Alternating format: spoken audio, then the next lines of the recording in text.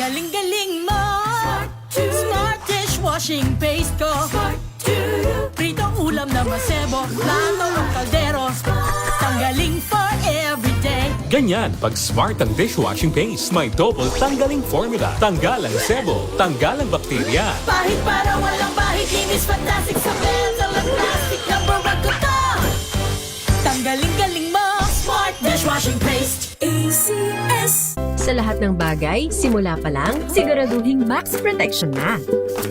Kasi pag kulang ang proteksyon, baka madaling masira.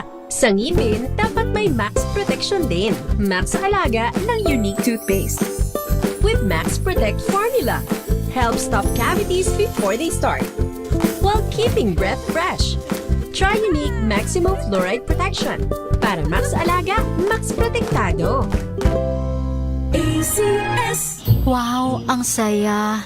Isang barangay na labada, puro mancha pa. Goodbye, pahinga. Mommy, isang laba lang yan sa Pride Bar Blue. May powerful stain-away enzymes na malupit sa dumit mancha. At di masakit sa kamay. Isang laba lang yan. Hello, pahinga. Hello, Pride Bar Blue. ACS.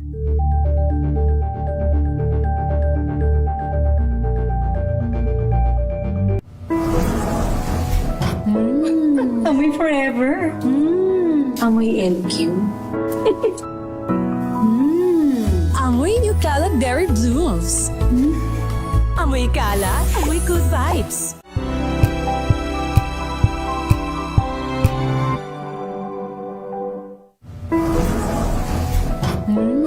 Amoy forever.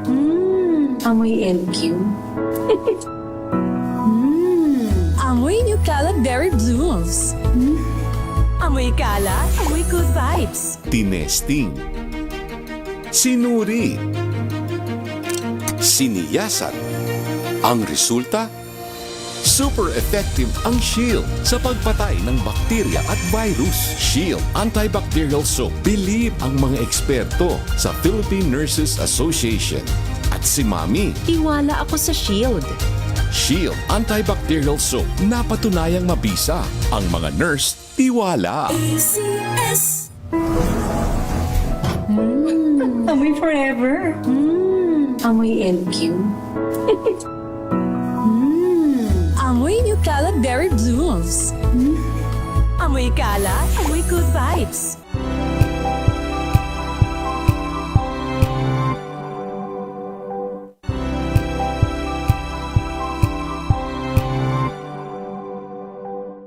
Ito ay bunsod ng naitalang 17 individual na ang kanilang naaresto. Ng Metro Manila Development Authority o MMDA ang No Contact Apprehension Policy o NCAP sa Metro Manila. Sa ilang mga dokumento ay peke.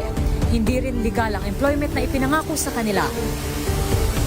Sa mata ng batas, mananagot ang sangkot at may sala. Dahil sa bawat paglabag, may karampatang parusa. Alamin ang mga pananagutan sa likod ng mga bawal. Dito sa Hoy! Bawal Yan! Tuwing Sabado, alas 11:30 ng umaga. Dito lang sa DZRH TV.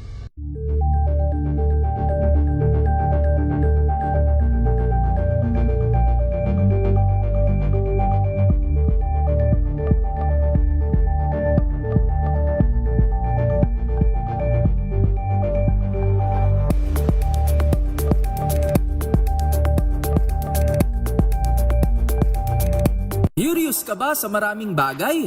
Kami na ang bahala dyan.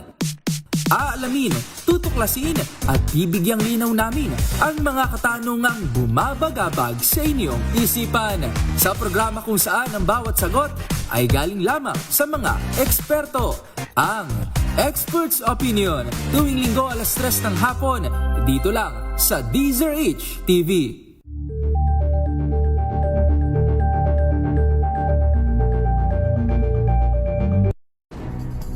Good vibes ang hanap mo? Dito ka na sa sigurado! Mula sa mga istoryang nagbibigay ng inspirasyon hanggang sa mga kwentong may dalang solusyon. Mga balitang pampagaan, pakiramdam at pampaganda ng araw. Hindi lang basta good news, kundi the better news. Mula Lunes hanggang Biyernes, 1:00 ng tanghali sa DZRH TV.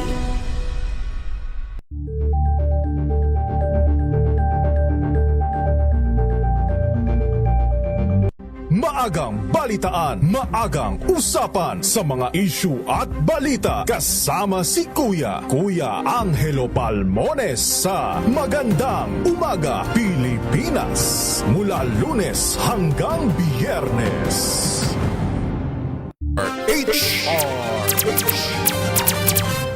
DZRH Sunday Updates.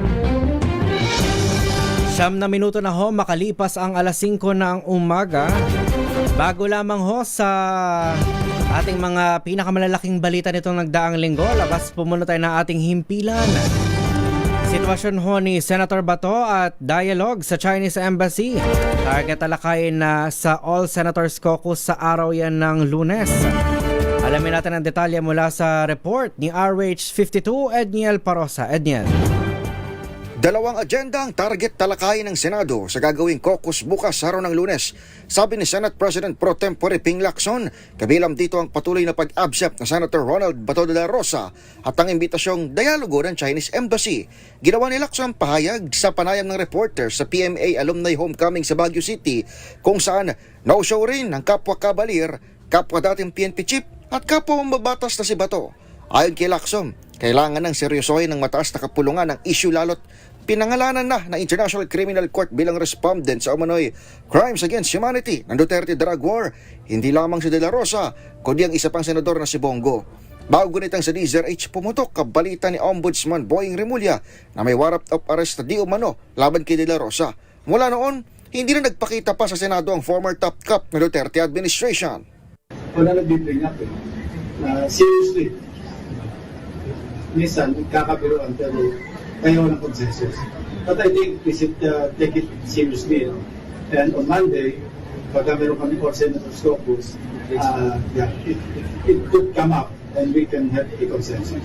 Sa iwalay na usapin, tinawag ni Lacson na breath of fresh air ang pahayag ng Chinese Embassy na let's talk kaugnay ng Irigan sa isyu ng West Philippine Sea. Pag-uusapan umano sa All Senators Caucus, ibig sabihin kasama si Senador Rodante Marcoleta ang paglalatag ng parameters o hangganan na mga dapat pagdebatihan o pag-usapan sa katulad ng mga bagay upang hindi umano magkasakitan ng mga senador. On Monday, we're having an All Senators Caucus.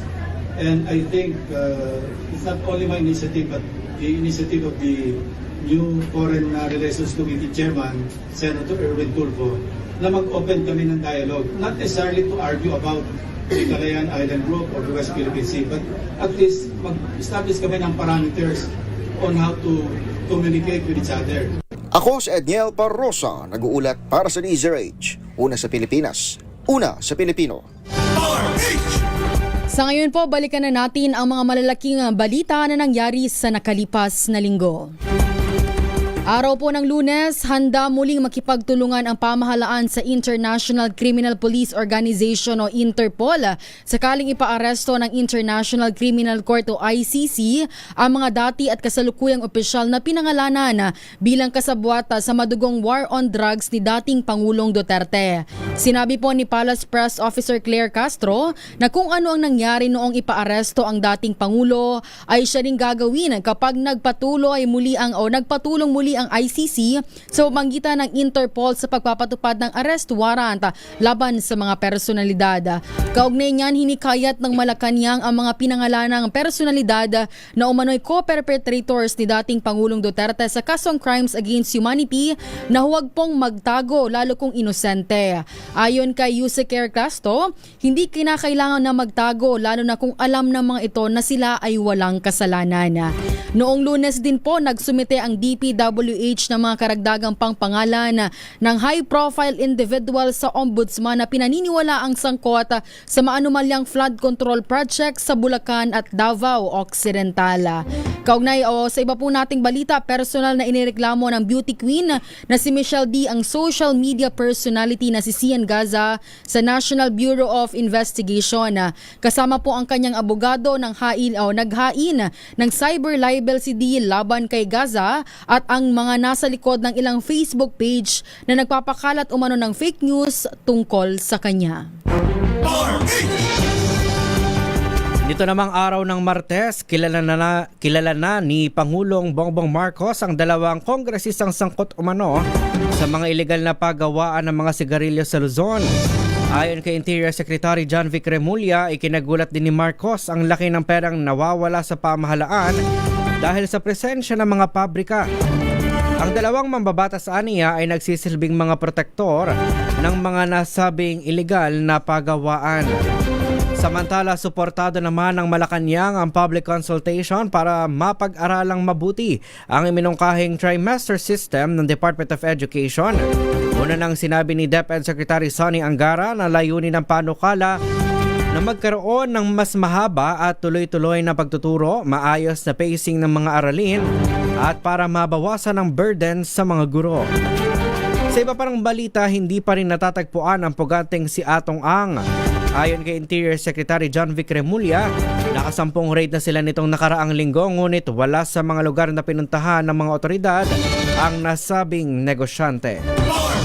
Araw po ng Miyerkules, tatakbo bilang Pangulo sa 2028 election si Vice President Sara Duterte.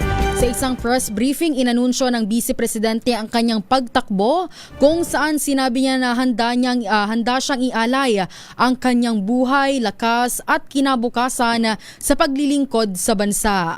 Habang good luck lang ang tanging reaksyon ni Pangulong Ferdinand Marcos Jr. sa formal na pagdeklara ni Vice President Duterte na tatakbo siya bilang Pangulo sa 2028. Sa iba po nating balita, sinibak sa pwesto ang Group Head ng Special Operations ng Special Action Intelligence Committee for Transportation o DOTR SAIC.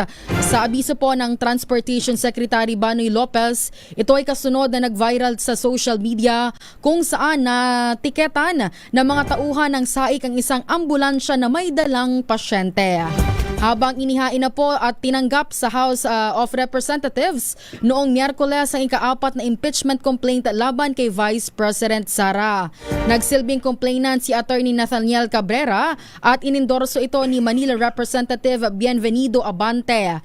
Batay po sa inireklamo o sa 69 pages na reklamo, kabilang sa mga grounds of impeachment ang culpable violation of the Constitution, graft and corruption, malversation of public funds at iba pang high crimes. Sa iba po nating balita, gagamitin sa training, domain awareness at collective defense posture ang planong dagdag na US missile at allied systems sa Pilipinas. Ayon po sa tagapagsalita ng Armed Forces of the Philippines na si Colonel Francel Padilla, makatutulong ito sa kanilang misyong protektahan ang soberanya at teritoryo ng Pilipinas. Nito namang araw ng Huwebes, naging mapayapa sa kabuuan ang pagsisimula ng Ramadan ng mga kababayan nating Muslim sa Blue Mosque sa Taguig City. Ayon kay Administrator Faisal Absari, walang naitalang untoward incident sa pagsisimula ng pag-aayuno. Samantala, sinibak sa pwesto ang dalawang bagitong pulis na sangkot sa nag-viral na insidente ng obstruction sa trapiko sa Taft Avenue, Maynila. Habang naitala naman ng FIVOX ang isang moderately explosive eruption sa bunganga ng Bulkang Canlaon sa Negros Island itong Huwebes ng hapon. Nananatili naman sa alert level 2 ang Bulkang Canlaon kung saan mahigpit na ipinagbabawal ang pagpasok sa 4 na kilometrong permanent danger zone. Samantala, madali na makakakuha ng ayuda ang ating mga kababayang nasalanta ng kalamidad. Ito ay matapos maaprobahan sa third and final reading ang Senate Bill number 155 o ang direkta at agad na lingap at intervention o DALI Act. Ayon kay Senator Erwin Tulfo na chairman ng Senate Committee on Social Justice, Welfare and Rural Development, dapat ay maproseso ang pagbibigay ng ayuda sa loob lamang ng isang araw. Dagdag pa ng senador na dati ring naging kalihim ng DSWD, 3 na lang ang requirement sa pag-avail ng tulong pinansyal. Isang valid government-issued ID, billing statement mula sa ospital, klinika o punerarya, at original o certified true copy ng medical certificate o medical abstract na may kumpletong detalye. Araw po ng Biyernes, pinayagan ng Araw po ng Biyernes, pinayagan ng International Criminal Court Pre-Trial Chamber 1 ang pagliban ni dating Pangulong Rodrigo Duterte sa pagdinig ng demanda o confirmation of charges laban sa kanya. Ginawa po ang desisyon bilang tugon sa kahilingan ng depensa na wag nang padaluhin sa hearing ang kanilang kliyente. Samantala, opisyal na pong nanumpa sa tungkulin noong Biyernes bilang direktor ng National Bureau of Investigation si Attorney Melvin Matibag. Pinangunahan ni Executive Secretary Ralph Recto ang oath of office ng bagong pinuno ng ahensya. Noong Biyernes din po, sinisilip na rin ng Independent Commission for Infrastructure ang assets ni dating Public Works Secretary Manny Bonoan. Ayon kay ICI Technical Working Group Chairman Yusek Aboy Paraiso, kasama si Bonoan sa mahigit 140 personalidad na itinuturing po nilang persons of interest. Samantala, nininaw po ng Taipei Economic and Cultural Office sa Pilipinas na hindi Taiwanese kundi isang Chinese national na gumagamit ng forged o peking Taiwanese passport ang umano'y mastermind sa drum murder case. Ayon sa TECO, sa isinagawang consular verification, hindi makapagbigay ang suspect ng valid Taiwan National Identification Number at inamin na siya ay isang Chinese national. Inamin din umano ng suspect na binili niya ang peking passport sa pamamagitan ng online application sa Telegram. Samantala, muling binuhay sa Senado ang panukalang dagdag sahod para sa mga manggagawa sa pribadong sektor. Sa inihain pong Senate Bill number 1856 ni Senator Loren Legarda, iminungkahi ang 200 pesos na aumento sa arawang sahod ng lahat ng empleyado sa pribadong sektor, anuman ang kanilang employment status. At yan na po ang mga malalaking balita na nangyari sa nakalipas na linggo. Kaya sa mga kababayan natin, palakasin ninyo ang inyong immune system at hindi kayo magaya sa akin na tuloy-tuloy ang ubo ngayon, pati sa microphone. Ang hirap, hindi nahabol ng kamay ko yung Akala ko nga na-i-off mo na. Akala ko din hindi pala umabot yung kamay ko, kating-kating nilalamunan ko. Okay lang yan, na ibig sabihin po niyan na tao din po kami na tinatamaan ng sakit. Oo. At iwasan din ninyo ang pagpupuyat. Yan. Nakakaano talaga yan nakaka-drain siya ng energy. Tapos kapag gano'n na yun na, puyat ka na, kulang ka na sa tulog, mas mabilis kang tatamaan ng sakit. At syempre, kumain din po kayo ng mga masustansyang pagkain, lalo na ang gulay, partner. Kumakain ka ba ng gulay? Oo naman, gulay at prutas. Diba? Yan. Pero talaga dito na, sa mga ganitong panahon at sitwasyon natin marirealize na kung gaano kahalaga ang kumpletong tulog talaga. 8 hours of sleep, di ba? Dapat Kasi grabe, kapag sinasabi nga 'di ba sa social media, na kalimitan nababasa ko ito na kailangan mong ipahinga yung katawan mo kasi kapag hindi mo siya ginawa, darating yung time na yung katawan mo na yung magpapahinga para sa'yo at random lang yung mangyayari. So kung naranasan na ninyo yung pag-uwi biglang shutdown na tulog agad, ganun yung halimbawa nun. O kaya yung kapag natulog ka pero kailangan mo pa rin gumising ng maaga pero sobrang lalim ng tulog mo, hindi ka na nagising sa alarm mo. Pag mulat mo na lang, parang late ka na. Nakatulugan mo lahat ng alarm mo. Yun, ganun yung mga instances kung saan yung katawan na mismo natin yung naniningil sa atin. Alam mo, partner, kaya saludo din ako sa mga nagtatrabaho panggabi, lalo na ang mga security guards sa BPO companies. Yan, 'di ba? Talagang nagpupuyat sila para makapagtrabaho. Kasi kahit sa night shift, kahit sabihin nating regular schedule naman nila yan, matagal bago makapag-adjust yung katawan mo. Ng tao. Tsaka iba pa rin talaga yung pahinga na gabi sa pahinga ng umaga. Partner, kasi yung diba? meron tayong tinatawag na circadian rhythm, tama ba yung aking pronunciation? Kahit na masanay yung katawan natin na umaga matutulog, malaking factor para na nagpapahirap para antukin tayo kasi maliwanag. Tapos yung oras din ng pagkain natin, iba sa yung normal na schedule na 8 to 5, ganyan. Isipin mo pa kung sobrang init tapos natutulog ka sa umaga na yun na nga lang ang pahinga mo kasi nga paggabi may trabaho ka na naman, 'di ba? Panibagong pagsubok pag ganun. Pero ang sinasabi ng mga health expert natin, kahit anong oras ka naman matulog, let's say kunwari kung 2 AM ka na nakakatulog, kung kunwari bahagi naman talaga siya ng trabaho mo na gantong oras ka makakatulog, dapat consistent ka na ganong oras ka matutulog at kompleto yung tulog mo. So kung sa mga kababayan nating mga night shift, mga graveyard shift warriors natin, kung kaya ho ninyo matulog kapag oras na ho ng inyong tulog, doon kayo sa kwarto na madilim. Diba? Or mag-invest kayo sa blackout curtains. Diba? Para pag natutulog talaga tayo, talagang madilim, mas matitiyak natin na mahimbing yung tulog natin. At makakaiwas tayo sa sakit tulad ng ubo at hindi kayo mauubo sa harap ng microphone. Anyway, babalikan ho natin ang iba pa nating mga balita. Pilipinas ang ating oras, 5:24 ng umaga.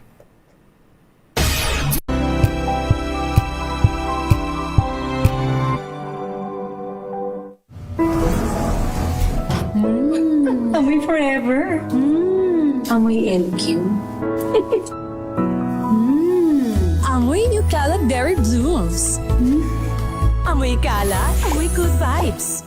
NBC Milyones, NBC Milyones. Mamimigay na naman kami dito sa MBC ng 1 million pesos! Sa isang malinis na papel, ilagay ang iyong name, age, address, phone number at pirmahan. Ipasok sa loob ng isang white legal-sized envelope. Kalakip ang alinman sa mga required proof of purchase o POP.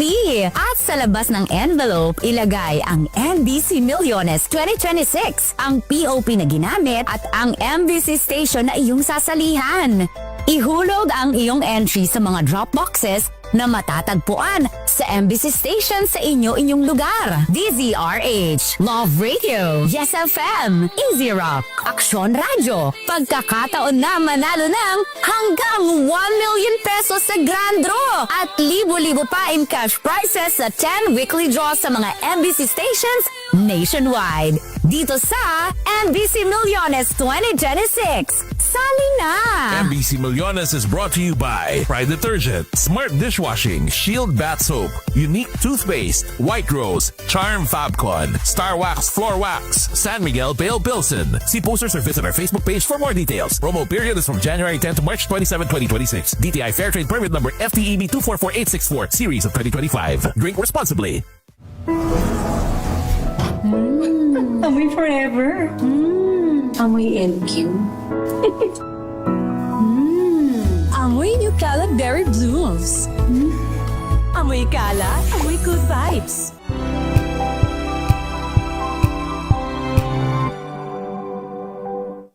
Maulan man, no worries na amoy kulog ang damit. Charm Fabcon, bangong kumakabloom, tanggal amoy kulog sa bango ng charm. Kaya gamit ko, Charm Fabcon with Bloom Fresh technology. Kills 99.9% of kulob-causing bacteria. May aroma burst pa of thousands of flowers and berries. Ang sampay sa loob, no amoy kulob. Bangong kumakabloom sa charm. Charm Fabcon. ACS.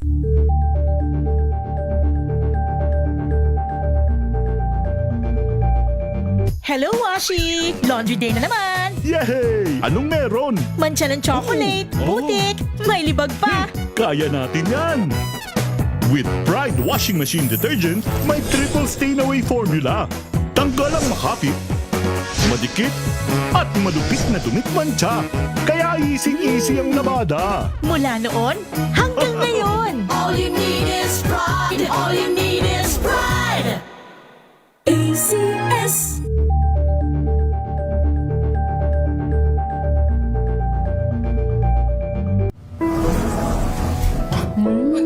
Amoy forever. Amoy LQ. Amoy New Cala Berry Blooms. Amoy Cala, amoy good vibes.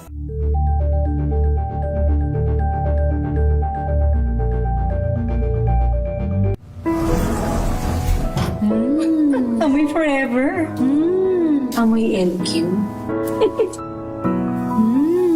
Amoy New Cala Berry Blooms.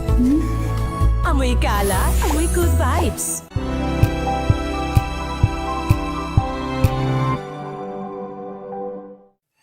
Mga balitang gigising sa inyong umaga. Mga balitang kailangan mong malaman. Mapapakinggan sa ACS Balita sa 2x2. Kasama sina Anthony Taberna at Jerry Baha. Lunes hanggang Biyernes.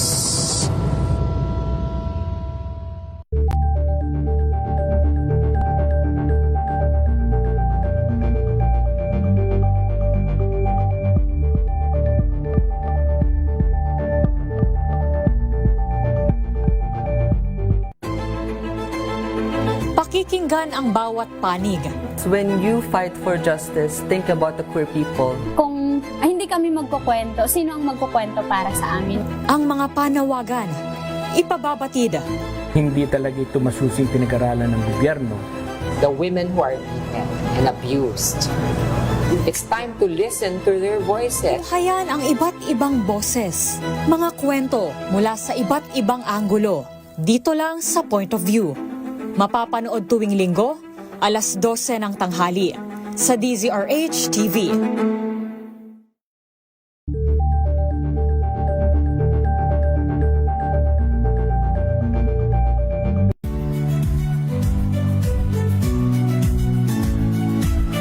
Magandang araw mga kaibigan. Ito po ang inyong balerina ng bayan, si Lisa Makuha Elizalde, na nag-aanyaya sa inyong samahan kami at ang aming mga espesyal na panauhin para sa kalahating oras ng masayang kwentuhan sa aming programang Art to Art, kung saan ang usapang sining at kultura ay para sa lahat. Huwag kaliligtaan, tuwing linggo, alas 3:30 ng hapon, dito lamang sa DZRH Radio, DZRH TV, at via online streaming.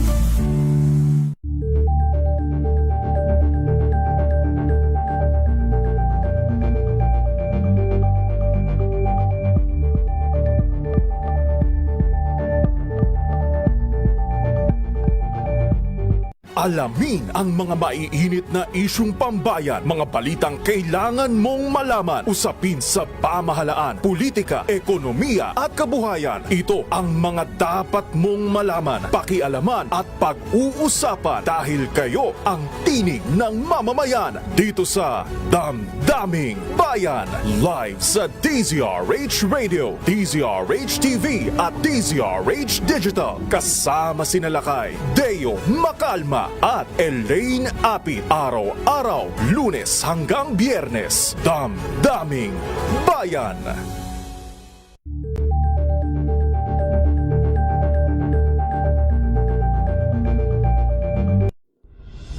Tuloy-tuloy ang pagtulong, tuloy-tuloy ang pagseserbisyo at tuloy-tuloy ang balitaan kasama si May Binauhan sa Operation Tulong mula Lunes hanggang Biyernes.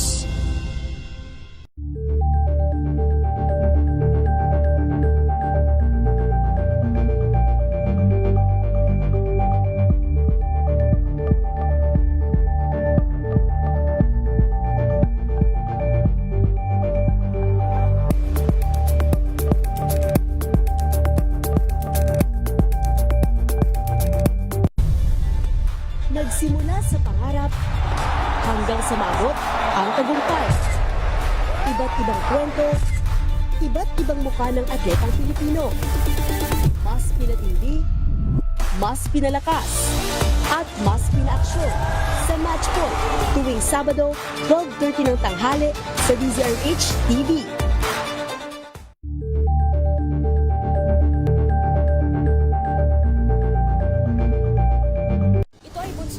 Talang 17 individual na ang kanilang naaresto.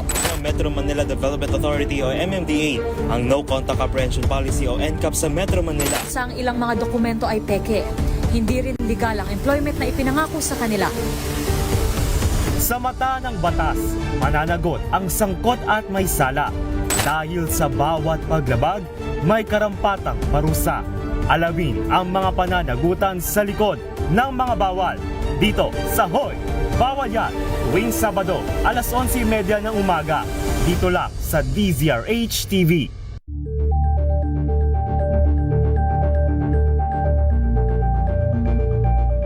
Curious ka ba sa maraming bagay? Kami na ang bahala dyan. Aalamin, tutuklasin at bibigyang linaw namin ang mga katanungang bumabagabag sa inyong isipan. Sa programa kung saan ang bawat sagot ay galing lamang sa mga eksperto. Ang Expert's Opinion, tuwing linggo alas 3 ng hapon, dito lang sa DZRH TV.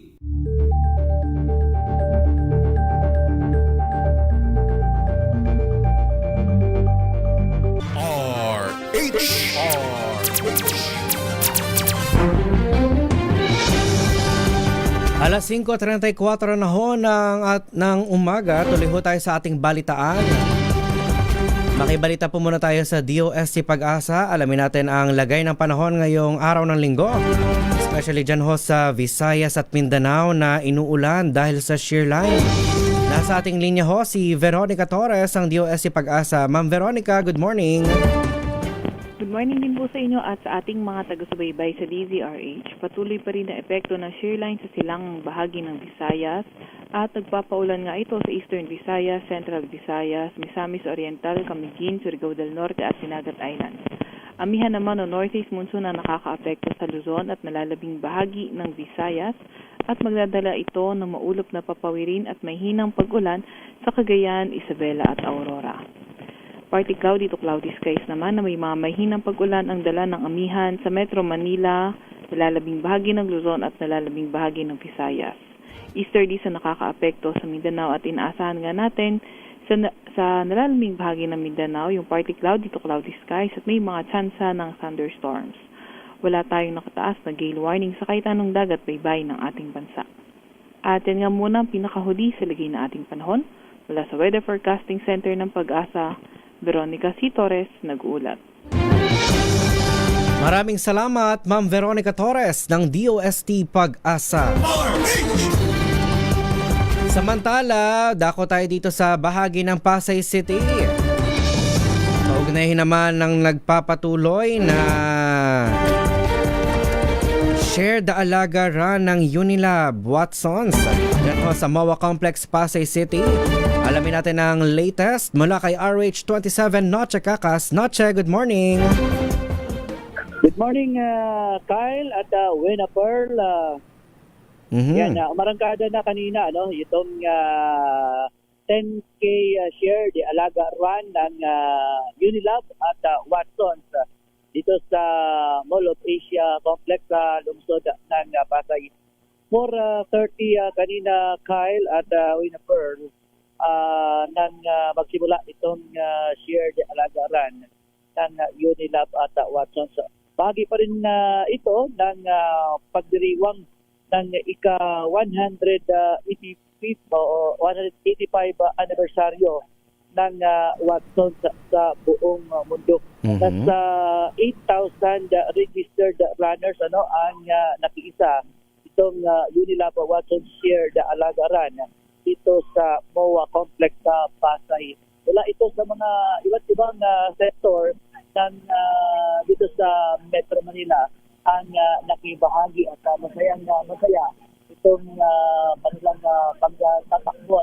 Merong 1K, 3K, 5K hanggang 10K. So 10K yung ang pinakamataas na run dito sa Shared Alaga Run ng Unilab at Watsons.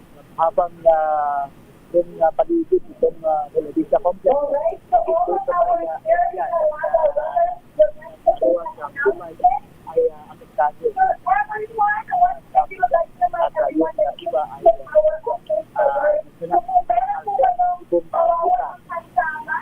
para makaiwas dito sa closure ng ilang kalsada dito sa paligid ng Mall of Asia. So yan ang sitwasyon. RH27 sa tingakan sa DZRH, una sa Pilipinas, una sa Pilipino.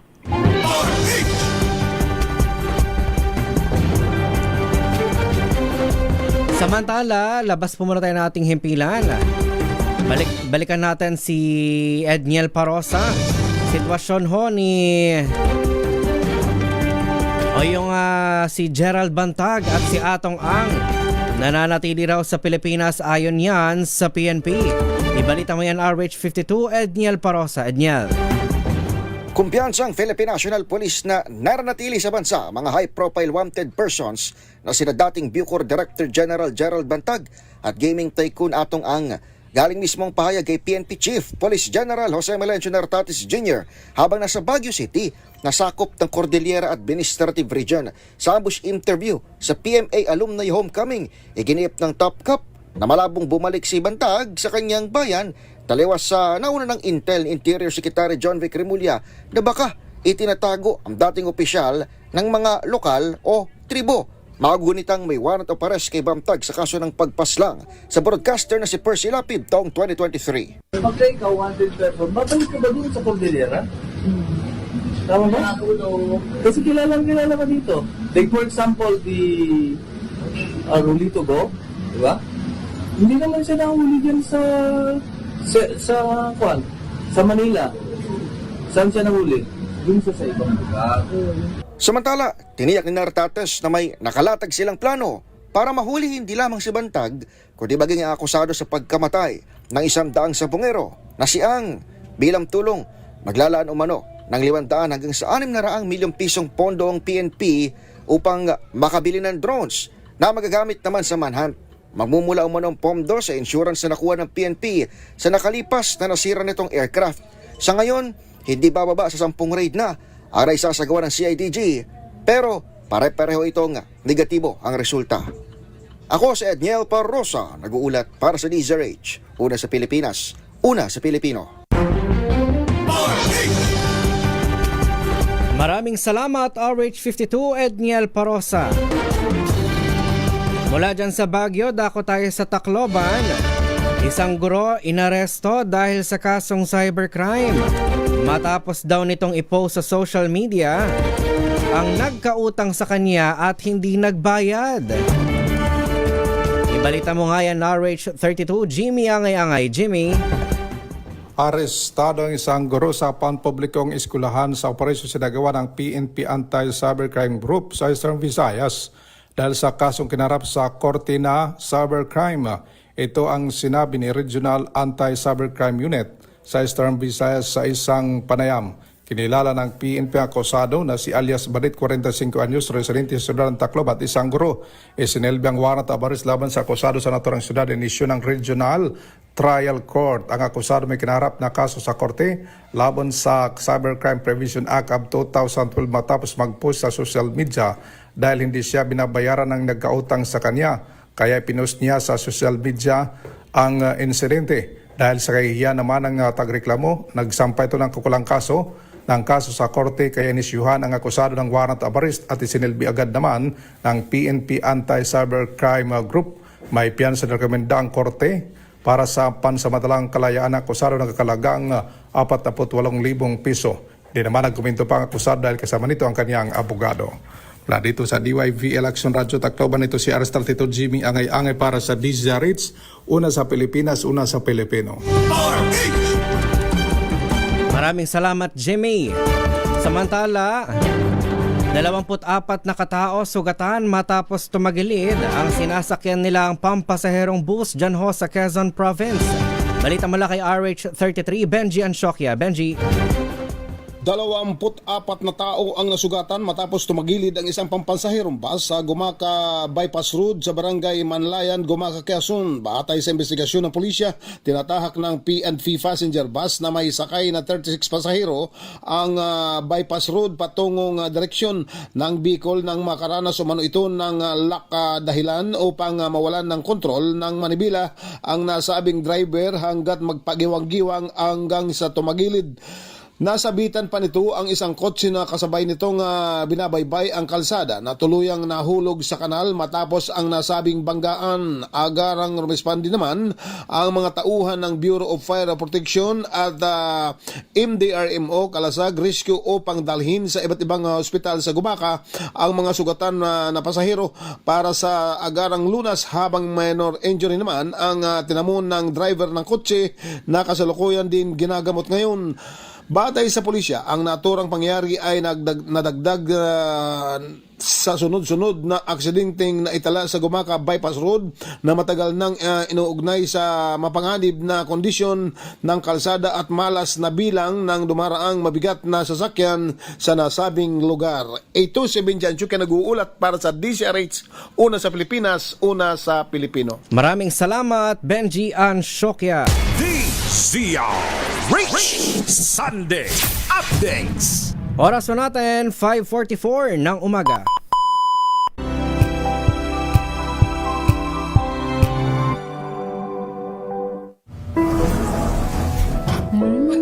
Amoy forever. Amoy LQ. Amoy New Cala Berry Blooms. Amoy Cala, amoy good vibes.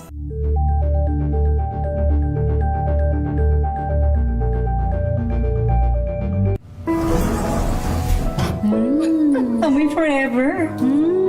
Amoy LQ. Amoy New Cala Berry Blooms. Amoy Cala, amoy good vibes.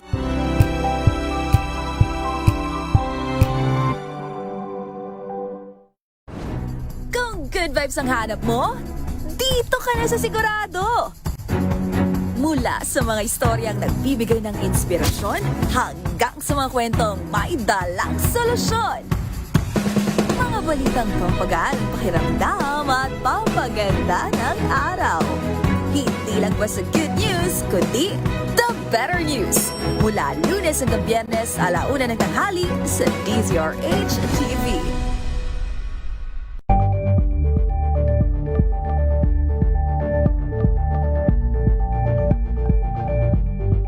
Maagang balitaan, maagang usapan sa mga issue at balita. Kasama si Kuya Angelo Palmones sa Magandang Umaga Pilipinas. Mula Lunes hanggang Biyernes.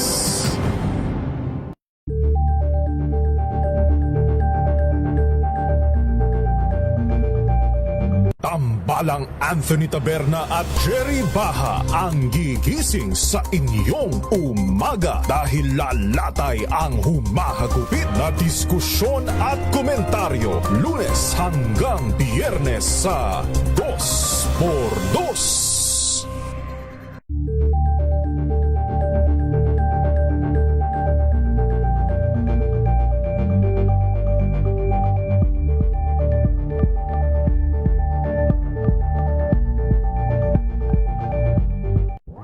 Got you covered. From the hottest hits, exclusive interviews, kilig to the bones fan meet experience, and hataw performances of your favorite stars. Saturdays, 12 noon, dito lang sa DZRH TV.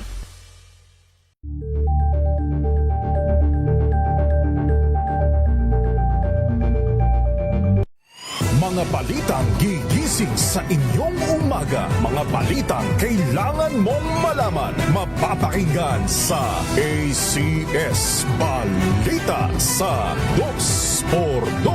Kasama sina Anthony Taberna at Jerry Baha. Lunes hanggang Biyernes.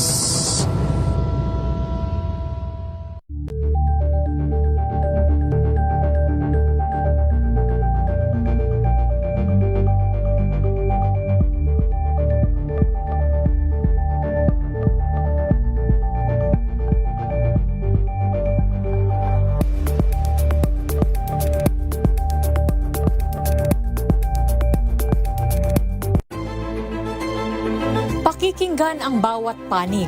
When you fight for justice, think about the queer people. Kung hindi kami magkukwento. Sino ang magkukwento para sa amin? Ang mga panawagan, ipababatid. Hindi talaga ito masusing pinag-aralan ng gobyerno. The women who are beaten and abused. It's time to listen to their voices. Hayan ang iba't ibang boses, mga kwento mula sa iba't ibang anggulo. Dito lang sa Point of View. Mapapanood tuwing linggo, alas 12 ng tanghali sa DZRH TV.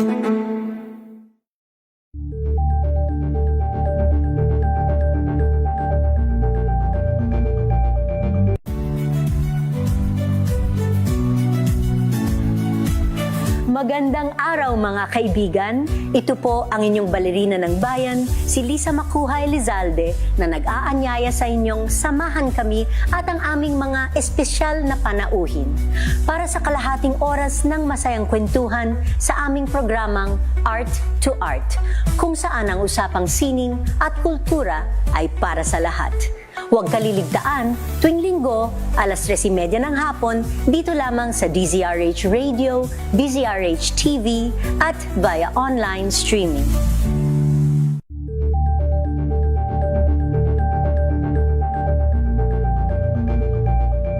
Alamin ang mga maiinit na isyung pambayan, mga balitang kailangan mong malaman, usapin sa pamahalaan, politika, ekonomiya at kabuhayan. Ito ang mga dapat mong malaman, pakialaman at pag-uusapan.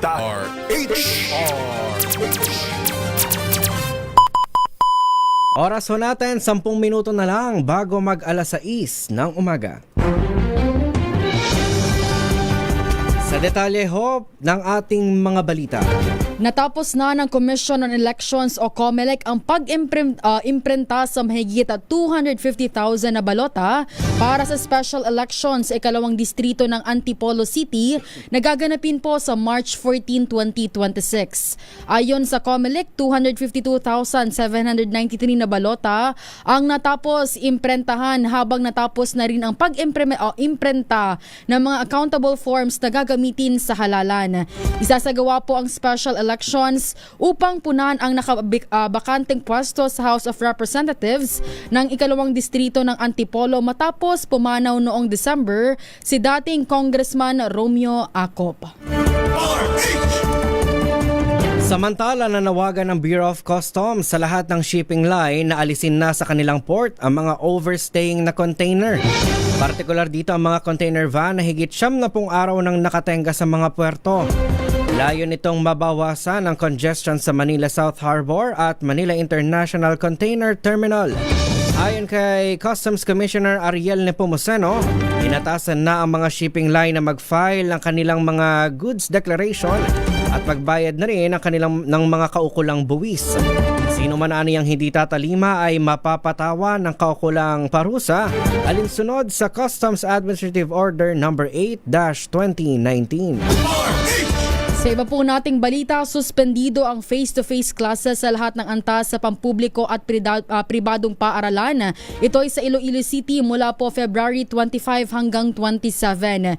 Ito ay bilang paghahanda sa isang mahalagang pagpupulong kaugnay ng 2026 Association of Southeast Asian Nations o ASEAN Summit. Inaprobahan po ni Mayor Raisa Trañas ang suspensyon noong February 20 matapos irekomenda ng Iloilo City Police Office upang mapagaan ang trapiko at masiguro ang seguridad ng mga delegado ng 49th High-Level Task Force on ASEAN Economic Integration Meeting. Samantala, dalawang maswerteng mananaya mula sa Pangasinan ang maghahati sa 45 million pesos na jackpot prize ng Philippine Charity Sweepstakes Office sa Grand Lotto na 655 draw nitong Sabado ng gabi. Ayon sa PCSO, nakuha ng dalawang bettor ang winning combination na 9, 23, 3, 49, 50 at 1. Samantala, walang nanalo sa Lotto 642 na may jackpot prize na higit 20 million pesos. Para naman ito sa mga kombinasyong 33, 38, 15, 20, 41 at 37. Sa iba po nating balita, isinusuling ngayon ng Land Transportation Franchising and Regulatory Board ang pagpapaganda sa pasilidad ng mga terminal na malapit sa mga mall. Ayon po kay LTFRB Chairman Vigor Mendoza III, makatutulong ito na mahikayat ang publiko na gumamit ng pampublikong transportasyon. Binigyan din ni Mendoza na ang public transportation ay hindi lamang tumutukoy sa mga moving facility kundi pati na rin ang mga fixed facility tulad ng shopping centers. Kailangan aniyang mapaganda ang mga nasabing infrastruktura upang mapaganda rin ang commuting experience ng mga Pilipino. Matatanda ang aabot po sa 116 terminal operator ang inisyuhan ng mga show cause order dahil sa kakulangan sa maayos na pasilidad para sa kanilang mga pasahero. Samantala, nilinaw ng bus company na Philtranco Service Enterprises Incorporated na hindi pa sila magsasara kundi pansamantala lamang ititigil ang kanilang operasyon. Hindi na idinatalya sa inilabas nilang statement kung ano ang rason sa likod ng temporary suspension. Nagsimula ang ulat na magsasara ang naturang kumpanya dahil sa kumalat na internal memo nito na hanggang March 30 na lamang ang operasyon nito. Ang Philtranco ang pinakamatandang kumpanya ng bus sa Pilipinas kung saan bumabiyahe na sila sa loob ng 112 taon. Para naman sa ating foreign news, mga balita sa ibayong dagat. Para po sa ating foreign news, mula sa 10% ay itinaas sa 15% ang pansamantalang taripa sa lahat ng inaangkat na produkto sa Estados Unidos. Ito po ipatutupad matapos ibasura ng US Supreme Court ang kanyang pangunahing tariff program batay sa isang batas ukol sa economic emergency. Ayon sa desisyon, hindi malinaw sa batas na pinapayagan nito ang Pangulo na magtakda ng taripa. Matatandaan na noong Biyernes ay inanunsyo ni Trump ang agarang 10% na taripa sa lahat ng imports bilang reaksyon sa desisyon ng Supreme Court bukod pa sa mga umiiral na taripa. Ayon sa batas, maaari siyang magpataw ng hanggang 15% na taripa sa loob po ng 50 o 150 days bagaman posibleng humarap ito sa legal na hamon. Sa mundo ng palakasan, pinakauling balita di ka na matatakasan. Ito na ang RH Sports Balita. sa ating balitang sports, muling pinatunayan ng National University Lady Bulldogs kung bakit sila ang defending champions ng UAAP Women's Volleyball. Ito'y matapos nilang ma-reverse sweep ang kalabang Far Eastern University sa una nilang paghaharap ngayong season.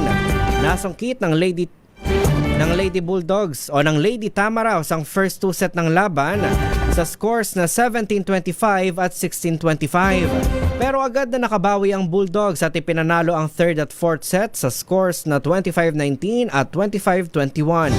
Pagdating sa fifth set, lumamang ang FEU ngunit napigilan nito ng NU at naitabla pa ang laro sa score na 11-11 hanggang sa tinapos ito ng opposite hitter na si Ara Panique sa magkasunod na attack point at kill block. Naabot ni Panique ang career high nitong 27 points with 3 blocks at 1 service ace. Habang player of the game naman ang two-time best setter na si Lams Lamina with 19 excellent sets. Pinaka-latest chika, pinaka-bagong pinag-uusapan sa mundo ng mga artista. Di kami papayag na mahuli ka, kaya tutok na sa RH Showbiz News Report. Magkakasama sa isang concert ang ilan sa mga batikang mga awit ng OPM show na Groovin' the Greatest Hits sa March 27 sa Newport Performing Arts Theater sa Newport Mall. Tatawagin ang grupo na OPM Friends na binubuo ni na Celeste Legaspi, Lea Navarro, Mitch Valdez, Nanette Inventor, Pat Castillo, Pinky Marquez, Bo Querudo, Ding Mercado at special guest nila si Nonoy Zuniga. Ang OPM organisasyon bersyon ng Pilipinong mga awit ay itinatag noong 1986 ni Mitch Valdez. Layunin nitong tulungan at ipaglaban ang karapatan ng mga lokal na mga awit. Sa concert, aasahan ang mga klasikong OPM hits mula po noong 70s at 80s. DZRH Sunday Updates. Yan ho ang kabuuan ng ating balitaan dito sa Sunday Updates. Maraming salamat ho sa mga tumutok at nakinig sa ating programa. Kina Gilbert, kay The Silent Thinker, kay Larissa de los Santos, at sa mga naka-standby din sa ating Facebook Live, sina Kuyang Alan Francisco mula dyan sa Navotas, kay Felcans Cantos, kay Kuya Eboy Reglos, kay RF Bausa, at kay Saturnino Lauay Sr. dyan sa Quezon City. At syempre merong nagpapabati dito sa atin sa YouTube Live. Batiin daw natin ang kanyang asawa na si Lorna Racelis mula sa kanyang kabiyak na si Racelis, Ato Racelis, dahil birthday ngayon. Happy birthday po. Sabi nga dito ni Ronaldo de la Cruz, uminom daw tayo ng kalamansi sa mga masasakit o makakati ang lalamunan dyan. Noted yan. Diba? Magandang umaga din po kay Rafael Serrano at sa lahat daw po ng mga nasa Bicol, lalo na dyan sa Libon, Albay. Good morning po. Good morning din po kay Reynel Neira. Good morning daw sa ating dalawa. At syempre, good morning din po kay Carmelo Marquezes. Good morning po. At good morning din kay Ohencio D. Good morning po. Ayan, good morning ho sa ating mga kababayan. Gising-gising na ho sa mga nakakabubukas lang ng kanilang mga radyo. Kayo ho ay nakikinig pa rin sa DZRH number 1 sa Metro at Mega Manila. Muli ito ho ang Sunday Update sa pangalan ho ni RH52 Edniel Parosa. Kami po ang inyong lingkod sa pagbabalita. Ito po si Wina Pearl Hasoro. At ako naman si Kyle Bulias para sa DZRH, una sa Pilipinas, una sa Pilipino. Oras ho natin, eksakto yung punto, 6:00 ng umaga. This time check